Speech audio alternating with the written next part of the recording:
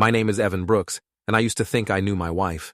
43 years old, former paramedic turned home renovation contractor, and apparently the biggest fool in Ashwood, Massachusetts.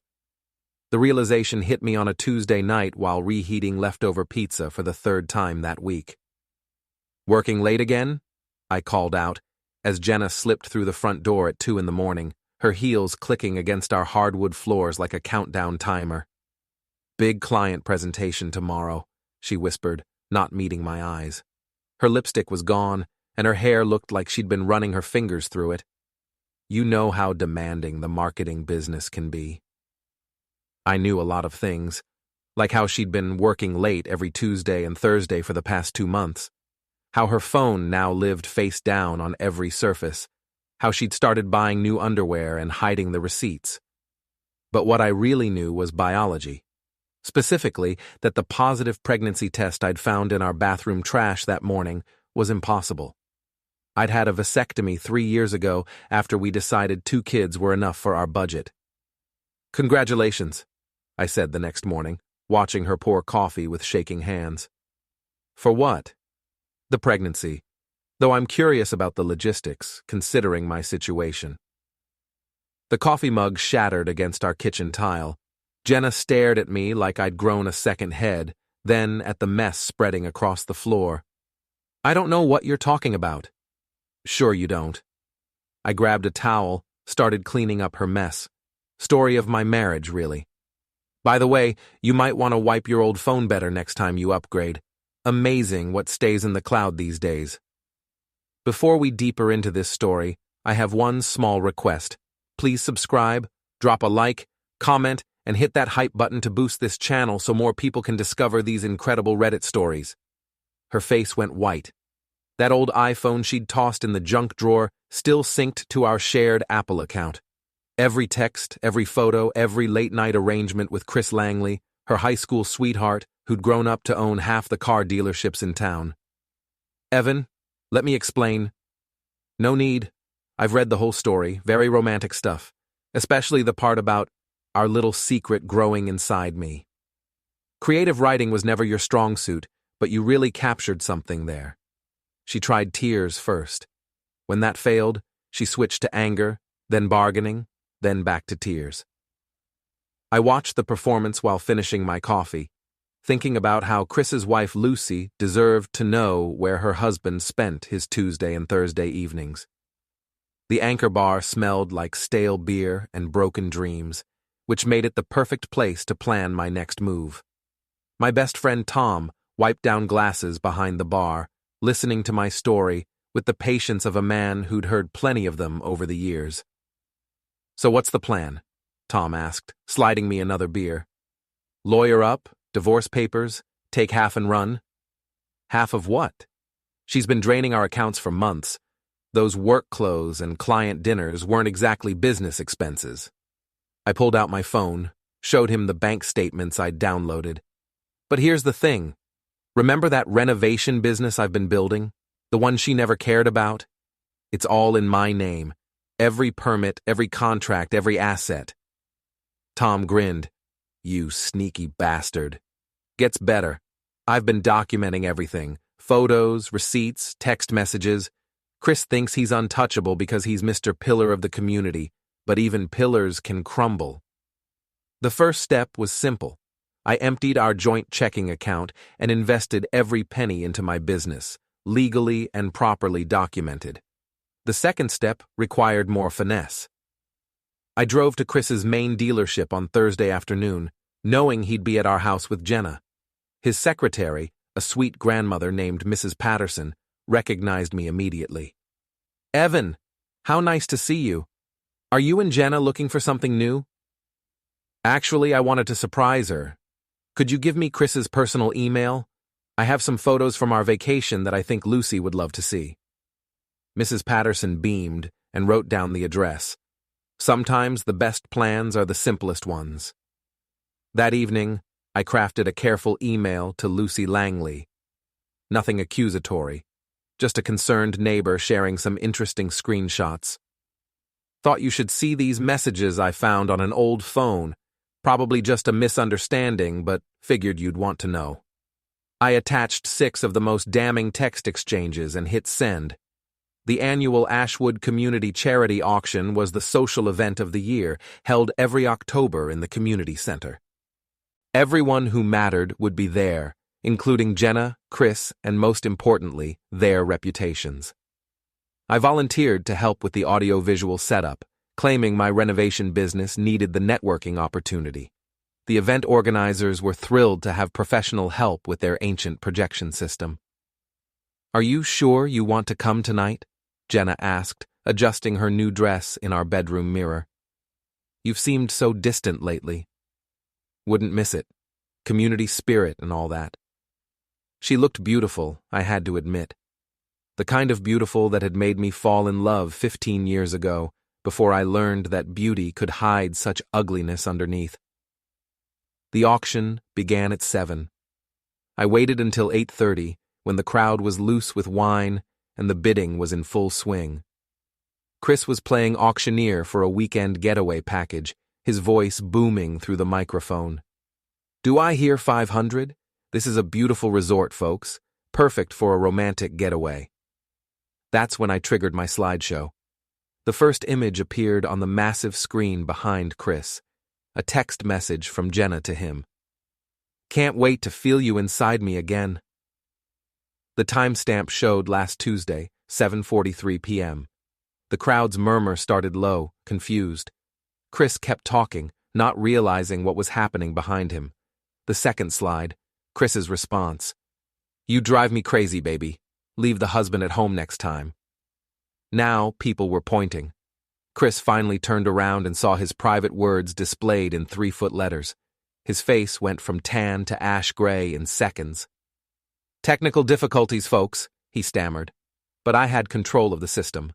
The third slide, Jenna's pregnancy announcement. "It's ours, Chris, our little miracle." The fourth, Chris's reply. "Lucy can never know. We'll figure this out."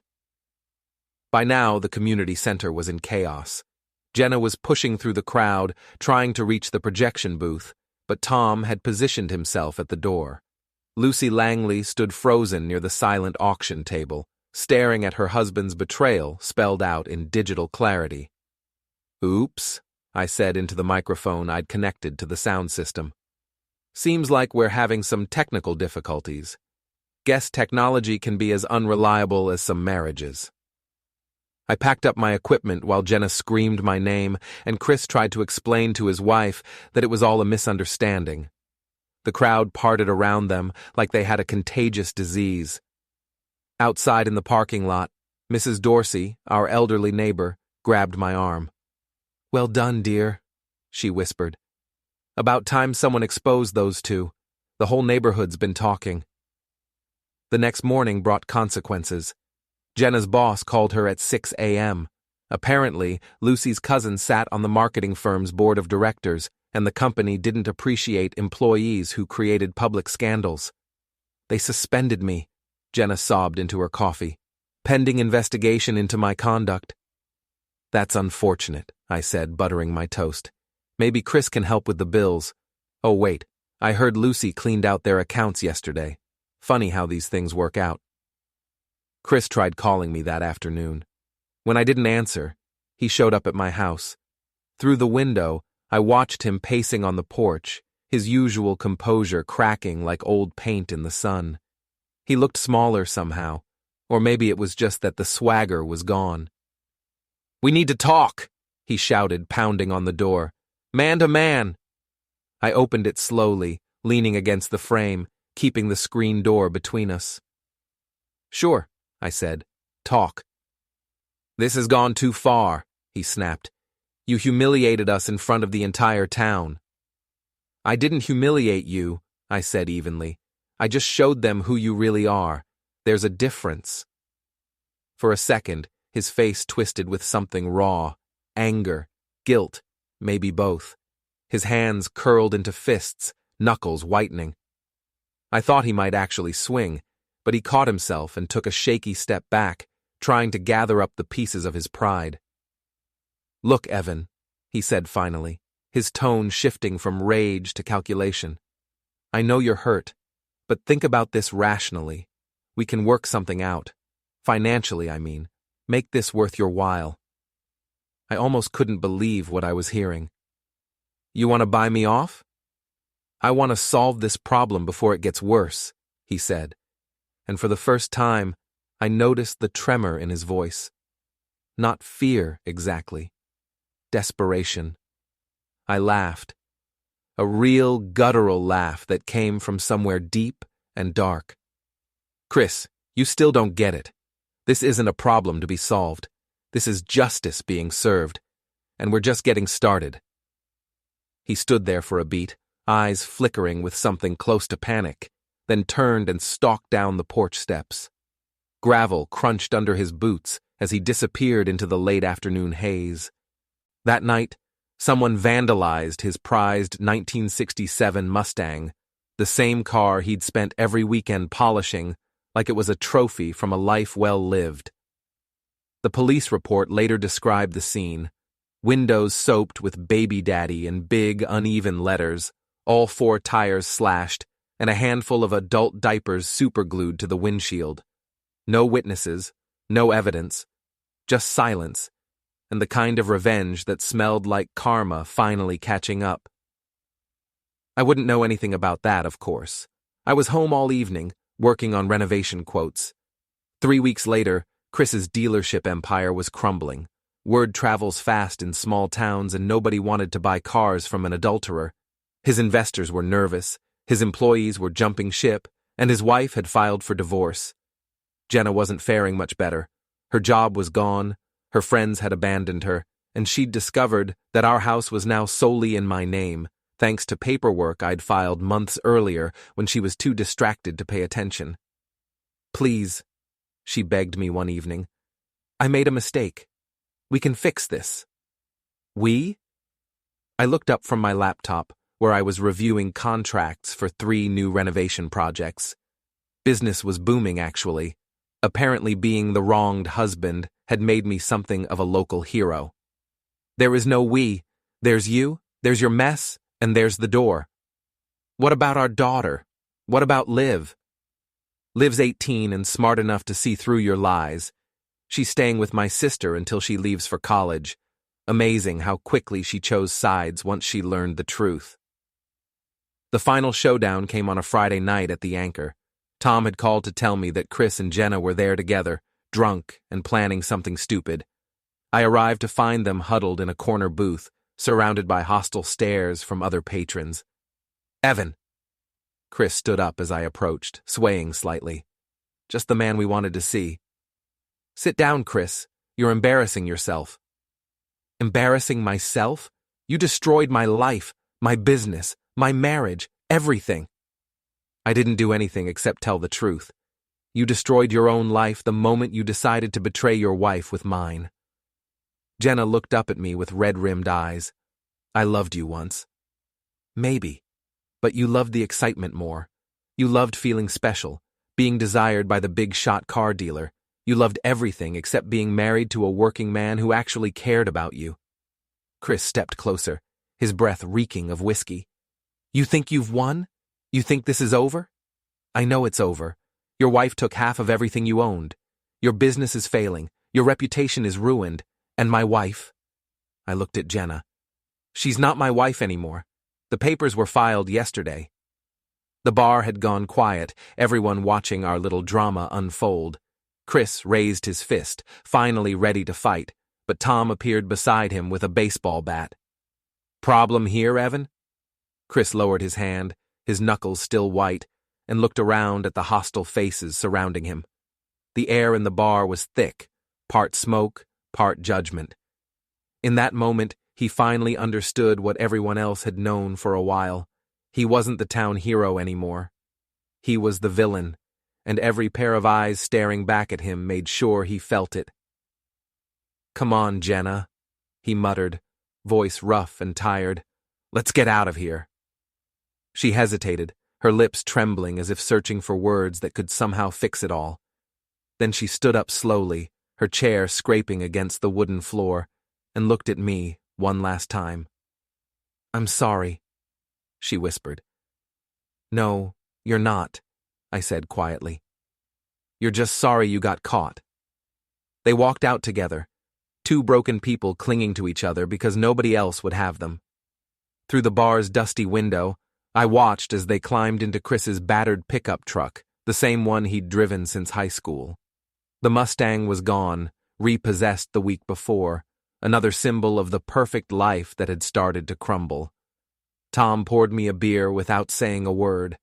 The foam rose to the rim, trembling in the dim light. "Feel better?" he finally asked. I thought about it for a moment. My marriage was over, my trust was shattered, and my life had been turned inside out.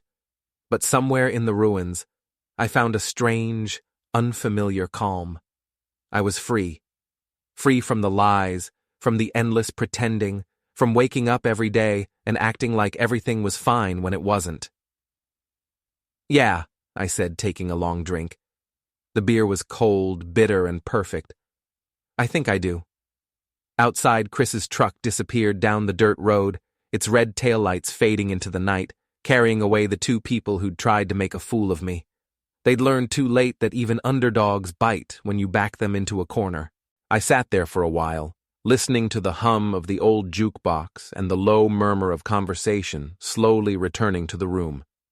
Then I finished my beer, left a few bills on the counter, and headed home to my empty house, which, for the first time in months, actually felt like home.